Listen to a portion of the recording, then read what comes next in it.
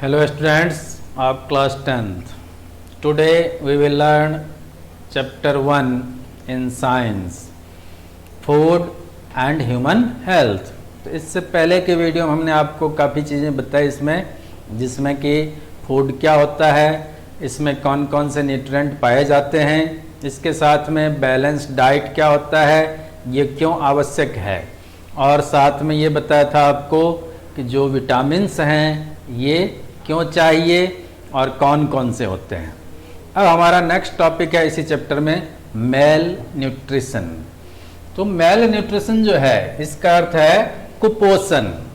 यदि आप किसी भी चीज़ की कमी भोजन में रखते हैं और लंबे समय तक ये कमी रह जाती है तो कुपोषण कहलाता है या मेल न्यूट्रिशन कहलाएगा।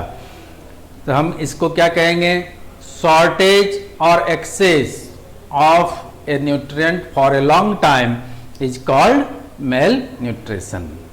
अब देखते हैं कि जो मेल न्यूट्रिशन है इसमें यदि अलग अलग चीज़ों को हम लेते हैं, जैसे प्रोटीन है, तो प्रोटीन की कमी से कौन कौन से रोग हो सकता है, या प्रोटीन के कुपोषण के कारण कौन कौन से रोग हो सकते हैं।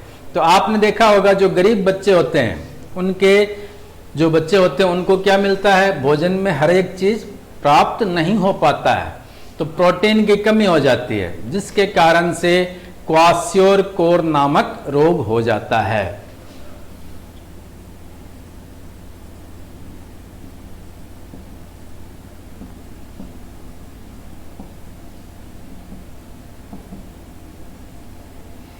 तो प्रोटीन मेल न्यूट्रिशन, इसमें हम देखते हैं कि क्वाशियोरकोर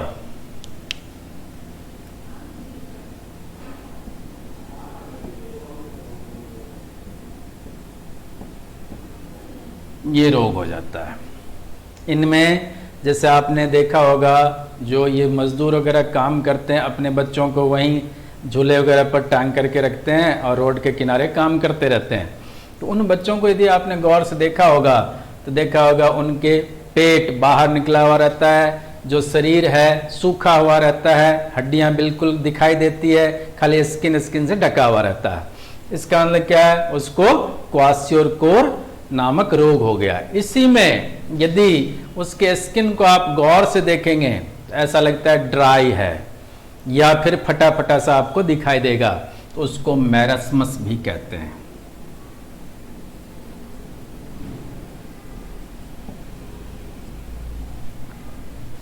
तो ये दोनों रोग जो है प्रोटीन की कमी के कारण होता है।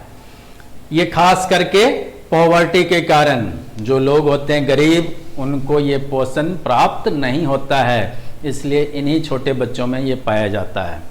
अब आता है कि प्रोटीन के अलावा जैसे मिनरल्स है, तो मिनरल्स का यदि मेल न्यूट्रिशन हो तो क्या होगा।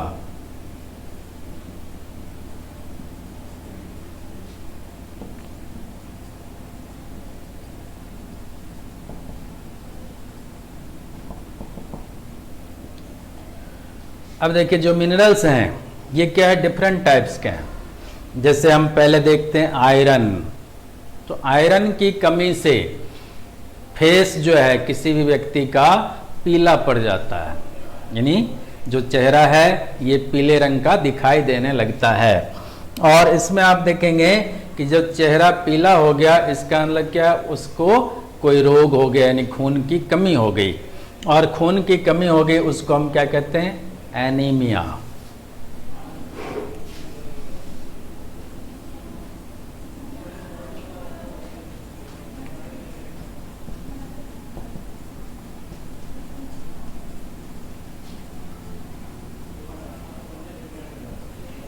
Due to deficiency of iron,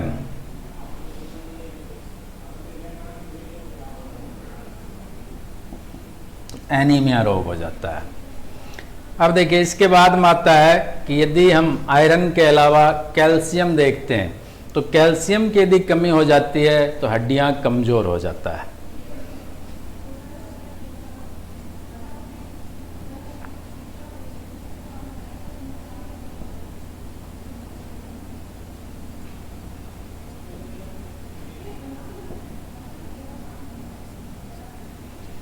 तो यही जो है रिकेट्स कहलाएगा।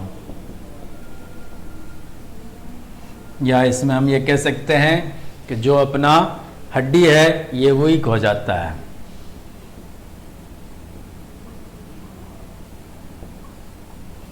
वीक बोन्स या फिर ब्रेकेबल।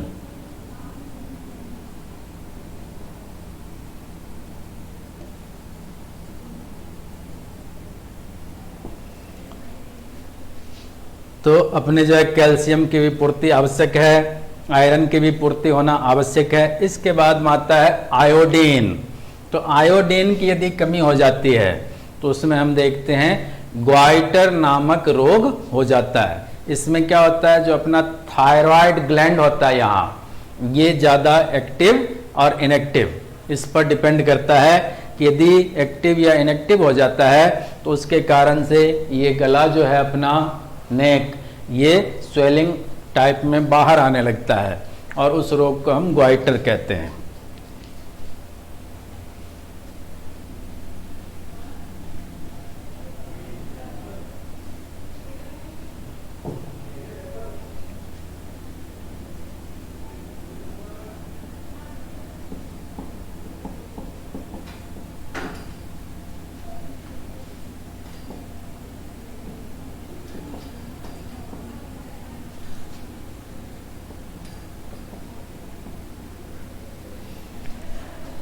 यदि डेफिशिएंसी हो जाए किसकी, आयोडीन की, तो इसको कोई रोग होगा, उसका नाम होगा ग्वाइटर। हिंदी में इसको कहते हैं गलगंड रोग या फिर घेंगा रोग। इसके बाद में आता है अपना नेक्स्ट टॉपिक है ओबेसिटी।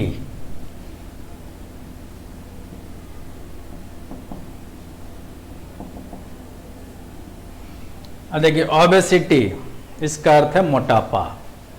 तो हम जानते हैं कि जो हमारा बॉडी है इसमें स्किन के नीचे फैट्स जमा होने लगता है और उसका सही ढंग से यदि पाचन नहीं हो पाता है तो ये मोटापा बनता जाता है। इसमें क्या होगा कि जो हमारा बॉडी है ये बैड इफेक्ट शो करता है। तो इसमें आप देखते हैं कि जो बॉडी मास इंडेक्स की सहायता से मोटापा को नापा जाता है। तो BMI, इसकी सहायता से, तो ये क्या कहलाएगा, बॉडी मास इंडेक्स। इसकी हेल्प से पता चल सकता है कि कोई व्यक्ति जो है कितना मोटा है, तो उसके लिए वो हानिकारक है या लाभदायक है। तो आप देखेंगे इसके लिए एक लिमिट बनाया हुआ है कि कहा है कि यदि 25 kg पर मीटर स्क्वायर, यदि वेट और लेंथ दोनों का रेशियो 25 kg पर मीटर स्क्वायर में है, तब तक तो क्या है, अंडर कंट्रोल ओबेसिटी है। लेकिन जब ये मोर देन 30 kg पर मीटर स्क्वायर हो जाता है तो ये क्या है, अंडर कंट्रोल नहीं होगा। इसका मतलब क्या हुआ, यहां तक तो है जो कि अंडर कंट्रोल है,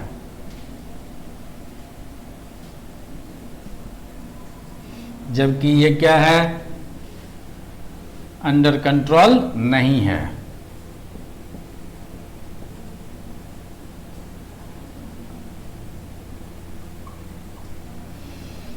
तो ये अपने को ध्यान रखना है कि बॉडी मास इंडेक्स की हेल्प से हम ओबेसिटी को नाप सकते हैं और ये पता लगा सकते हैं कि जो हमारा ओबेसिटी है ये अंडर कंट्रोल में है या अंडर कंट्रोल में नहीं है। ओबेसिटी के कारण भी कई प्रकार की बीमारियां होती है, जैसे आपने देखा होगा ब्लड प्रेशर का बढ़ जाना, या फिर हम देखते हैं हार्ट अटैक का आना, इसके साथ साथ हाइपरटेंशन, ये सब भी शुरू हो जाते हैं और डायबिटीज का भी शिकार हो सकता है। तो ये सब किसके कारण से है, ओबेसिटी के कारण। ओके, तो आज का हमारा टॉपिक यहाँ तक है। इसको आप अच्छी तरह से पढ़ें, समझें और ये नोट्स भेज दिए जाएंगे आपको, फिर उनको लर्न करना, लिखना है। Okay, thank you.